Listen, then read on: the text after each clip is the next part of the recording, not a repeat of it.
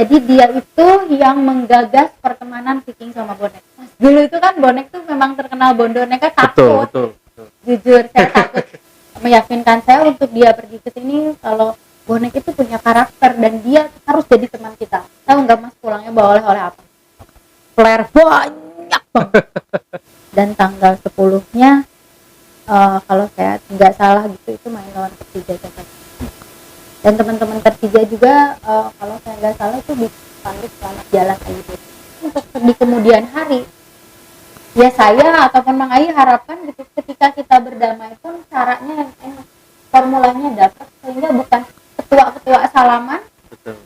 Ada foto di koran salaman damai tapi yang bawah masih rame-rame, nggak begitu. Dia lebih memilih kita beli beras dikurangi berasnya buat jahit bendera dan saya oke. Gak bisa pulang malam ini. Kenapa? Ditangkap polisi nonjok wasit. Oke.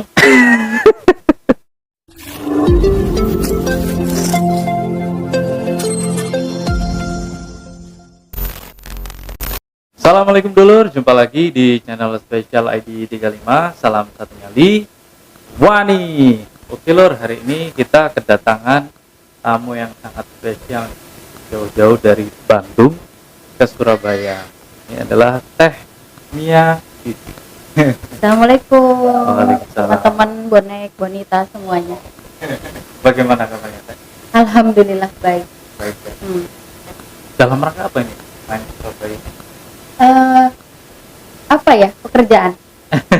Mungkin dalam beberapa waktu ke depan akan sering bolak-balik sini mungkin. Oh gitu. Iya kemungkinan. Apa ada hubungannya sama Bitik Company ini? Nggak ada. Oh nggak ada ya? Nggak ada hubungannya sama teman-teman bonek. Nggak ada hubungannya sama distro saya. Ada hubungannya dengan kerjaan saya. Oh, kerjaan saya yang utama tuh ngajar. Oh iya. Teh Jadi Mia ini kan guru ya. Guru CPNS. Jadi kemungkinan kesini itu lebih ke pendidikan. Ya, Bandung Surabaya satu koneksi. Iya betul. Nah, supporternya juga pendidikannya kita sama-sama saling bertukar pikiran. Betul, selalu terkoneksi, selalu kolaborasi. Iya, iya. Kalau kita lihat momen dulurane bonek sama Viking itu wah luar biasa sekali ya saya. Ya, udah kayak saudara tuh udah bener. Udah memang kalau saya ini kali kedua ke Surabaya. Saya kali kedua ya seperti rumah sendiri, mau pulang juga masih banyak yang harus saya kunjungi, tapi di Bandung kalau saya tinggal juga ya rumah saya gimana gitu anak-anak ya gitu. Toko dan lain-lain ya terpaksa sebelum pulang saya kesini dulu waktu. Oh iya, kalau tehnya ini dua ya? Dua Jayalah Persibku sama Usaperning Persib juga artinya. Yang anak pertama Jayalah Persibku ya. Panggilannya Jaya. Kalau yang kedua Usaperning, panggilannya Bening aja. Oh Bening. Cowok sama Cewek. Dulu sebetulnya kalau yang cewek itu Usaperning. Almarhum itu manggilnya Ning aja. Ning itu kan nama panggilan Surabaya buat cewek ya Neng, gitu. Ya. Kalau di Sunda Neng katanya, kalau di sini Ning. Nah itu si Ade itu. Cuma karena kalau Ning aja kagok jadi Bening gitu. Bener. Oke, kalau kita dulu sebelum pandemi ini kalau Viking ke Surabaya kalau wah di stasiun itu sudah full disambut sama bonek. Ya. Bonek juga sama sampai nginep berhari-hari di Bandung, hijau semua Bandung. Kalau Persib main di sini biru Surabaya ya sudah gitu. Memang apa ya, kita saudara satu kesatuan yang memang bukan hanya di sepak bola loh ternyata. Saya juga ngalamin untuk beberapa waktu terakhir ini bukan hanya di sepak bola, untuk dunia pendidikan juga saya banyak bertukar pikiran untuk teman-teman di sini gitu. Saya ingat loh Mas, dulu almarhum suami saya itu tahun 2003. Saya tuh baru lahiran Jaya. Saya baru lahiran Jaya itu dia maksa banget gitu pengen kesini. Ceritanya dulu tahun 2003 dia maksa banget pengen kesini lah. Maksudnya apa gitu saya tanyakan. Jadi dia itu yang menggagas pertemanan Viking sama bonek. tahun 2003 itu saya baru lahiran kan. Gini loh Mas, dulu itu kan bonek tuh memang terkenal bondonnya kan takut. Betul. Jujur saya takut. Saya tuh sama almarhum juga supporter sama, dan saya tak sangat ya takut gitu dengan teman-teman dari Surabaya karena sangar lah di luar kan seperti itu. Tapi dia bilangnya begini dulu, meyakinkan saya untuk dia pergi ke sini kalau bonek itu punya karakter dan dia harus jadi teman kita gitu. Nah awalnya saya itu baru lahiran Jaya, dia ke sini. Sama teman-temannya beliau kesini, ketemu Papa Hasan, ketemu Mas Hamim, dulu ada Mas Tison. Nah itu pertemuan awalnya. Tahu nggak Mas pulangnya bawa oleh-oleh apa? Flare banyak banget. Beberapa pertandingan beberapa tahun itu tiap main itu dinyalain tuh nggak habis-habisnya sampai ini belum habis ya. Gitu. Memang kalau kita mengingat almarhum Panglima Commander Persib ini, Mang Ayi ini memang karakternya sangat luar biasa. Itu kita semua respect. Terima kasih. Matur suwun. Itu kalau kita flashback, kalau nggak salah itu almarhum meninggal sebelum pertandingan Persib sama Persija ya? Ya jadi dulu Persija itu tanggal 10 Agustus, almarhum meninggal itu tanggal 9. Tapi memang sebelum dioperasi itu kan masih bisa ngobrol. Dia udah tenang dengan kondisi Persib yang waktu memang sudah mapan gitu. Dengan pemain yang dalam beberapa tahun dipertahankan nggak diganti-ganti gitu. Beliau pede ngobrol ke saya sih kan obrolan rumah sakit ya, udah nggak ada, jarang teman yang datang yang ngobrol berarti sama saya terus gitu. Jadi memang sudah pede bahwa Persib ini pasti juara gitu. Dan setelah operasi itu dia udah nggak bisa komunikasi secara lancar, walaupun dengan kita susah payah gitu ingin komunikasi, ya akhirnya Allah lebih sayang, dipanggil lah tanggal 9 dan tanggal 10-nya kalau saya nggak salah gitu itu main lawan Persija Jakarta. Dan teman-teman Persija juga kalau saya nggak salah itu dipanggil selamat jalan gitu. Ya karena sosok seorang Ayu Titik yang memang sangat luar biasa disegani di dunia supporter. Sampai saat ini pun mungkin belum ada yang bisa menggantikan sih sosok. Mungkin nggak ada. Iya. Mungkin nggak ada yang karakter sekeras dia, karakter seidealis dia, dengan ibarat kata dia nggak mau minta-minta, nggak apa-apa lapar asal nggak minta. Itu yang saya saya pegang gitu sampai sekarang. Dan almarhum ini dulu memang keras ya masalah rivalitas dengan Persib. Sebetulnya sih kalau untuk di akhir itu dia bilang nanti juga akan ketemu dan marah gitu, tidak sekeras apa yang orang lihat, tidak seperti yang orang tafsirkan juga. Tapi kalau menurut saya yang saya tanggap sebagai istrinya itu, beliau itu apa ya, pengen gini loh Mas, pengen caranya itu bukan hanya ketua dan ketua salaman tukar baju, bukan, tapi pengen menyeluruh sampai bawah karena kita punya perbatasan.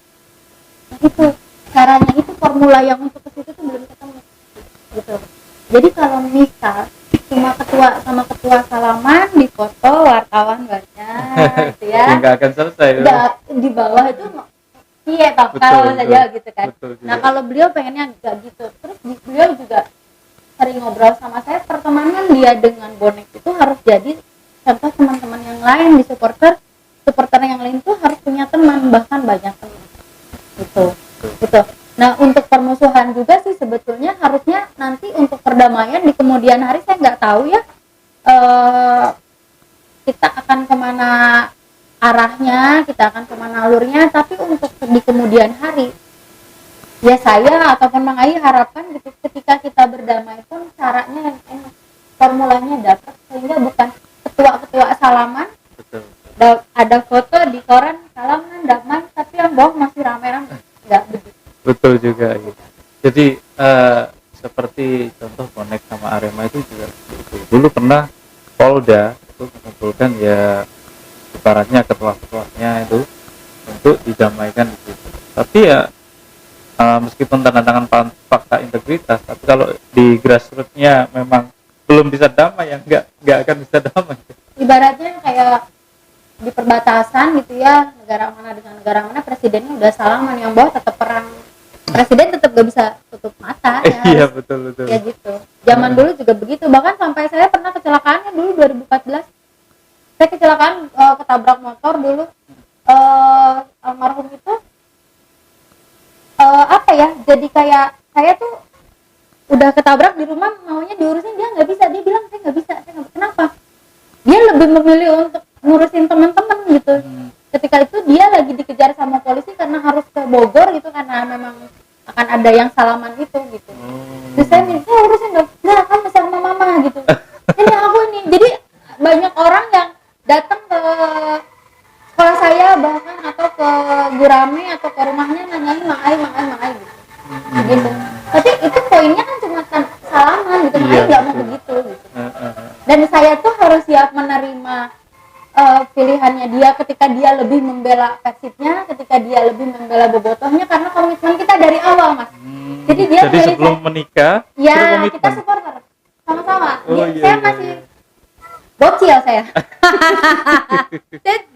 saya ketemu dia masih 15-16 tahun, dia udah dewasa kan. Sama dia beda 17 tahun. Jadi dulu itu saya tanya kenapa pilih saya gitu. Dia bilang kamu supporter bola dan udah ngerti kultur sepak bola di dalamnya seperti apa, makanya saya pilih kamu. Dan saya harus siap menerima ketika dia lebih memilih kita beli beras, dikurangi berasnya buat jahit bendera, dan saya oke. Untuk Persib dia sampai begitu. Terus saya hamil Jaya 7 bulan, loh nggak pulang-pulang nih suami saya gitu. Nunggu telepon, belum zaman HP tuh Jaya, angkatannya Jaya. Nungguin aja dia telepon. Gak bisa pulang malam ini. Kenapa? Ditangkap polisi, nonjok wasit. Oke. Saya kan harus sudah siap menerima karena perjanjian dari awalnya. Saya pilih kamu karena kamu juga supporter.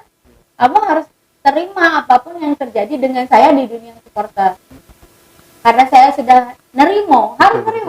Ya sudah, jalani aja. Karena sudah berkomitmen dari awal. Iya, nggak bisa marah. Cuma kadang suka nangis kesel gitu. Sudah kalau Teteh ini ada pengalaman yang paling tak terlupakan sama pengalaman apa ya? Banyak.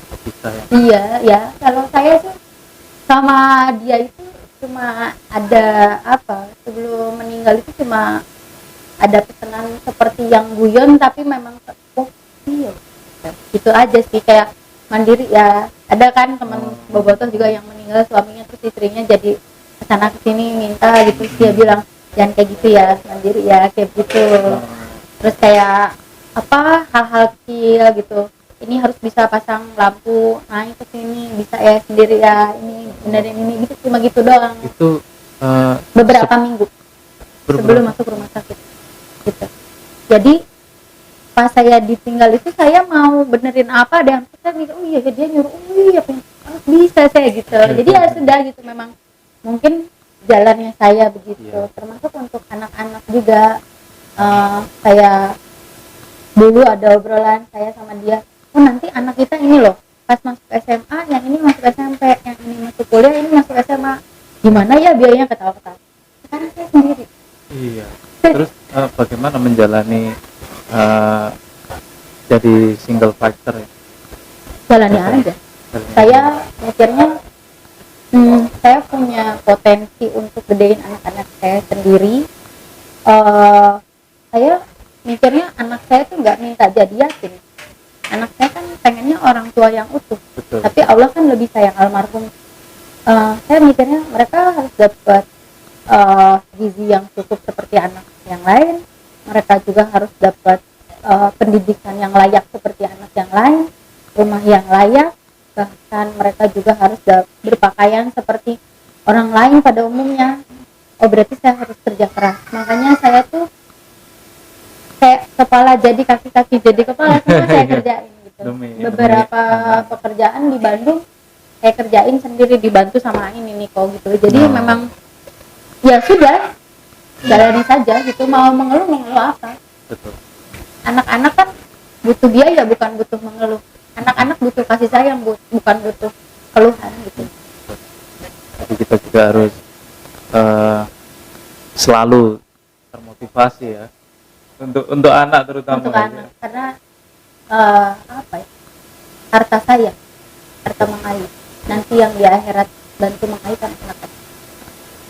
Saya sampai wah berarti Kang Ayi ini sudah sampai segitunya, jadi menyiapkan ini harus ini bisa ini harus iya, dan pada akhirnya semua pekerjaan saya kerjain semua karena saya butuh gitu. Yang saya takut ketika saya harus dibantu sama orang, ketika saya harus meminta sama orang, suatu saat anak saya sukses, orang itu minta balas jasa. Ada beberapa yang selalu support saya, dan tanpa pamrih. Itu dalam artian mereka membangun semangat saya untuk tetap bertahan bahkan di Surabaya aja. Jadi saya berpikir saya tidak sendiri, bahwa Allah mengirimkan sama saya itu orang-orang yang sayang sama saya biar saya kuat. Saya kerjaan banyak ya Mas dikerjain. Iya, hebatnya Teh Mia itu orangnya pantang menyerah. Ya mau nyerah gimana, orang ya butuh ya. Iya, ya betul, sudah betul. jalani aja gitu. Kalau di dunia supporter masih tetap juga nonton ya kalau sebelum pandemi. Saya merakyat. Sama anak-anak juga. Iya. Kalau anak yang kecil kan di pesantren. Sekarang juga SMA dia mau pesantren, jadi enggak ini. Kalau dia enggak terlalu gimana, yang gede juga sama. Cuma untuk beberapa bulan ini dia bantu ya. Sebagai apa dia di toko? Brand director. Jadi gini, aku tuh karena terlalu banyak kerjaan Mas. Aku juga lagi ada pendidikan, otaknya lagi kepake. Aku juga ada di kedinasan sekolah gitu. Terus aku juga jadi pimpinan redaksi di salah satu media online. Jual basreng juga tuh depan toko. Ya lumayan ternyata. Terus toko juga dan beberapa endorsement gitu. Memang si pekerjaan ini tidak tercover semua. Pada akhirnya anakku yang gede itu ngelihat mamanya capek banget gitu. Akhirnya untuk si desain atau jenis barang yang akan diproduksi itu harus lewat Jaya dulu. Jadi brand director beauty company itu Jaya sendiri sekarang. Jadi harus lewat Jaya dulu, baru nanti saya bisa produksi. Saya nggak bisa, saya bagian keuangan. Iya.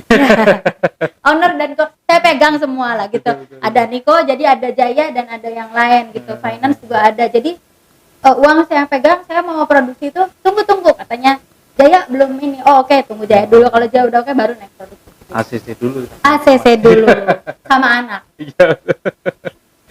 Oke, itu sangat hebat sekali ya. Kita lihat di tengah orang tua yang tidak ada, kemudian keluarga ini jadi satu untuk survive ke depan supaya lebih baik lagi.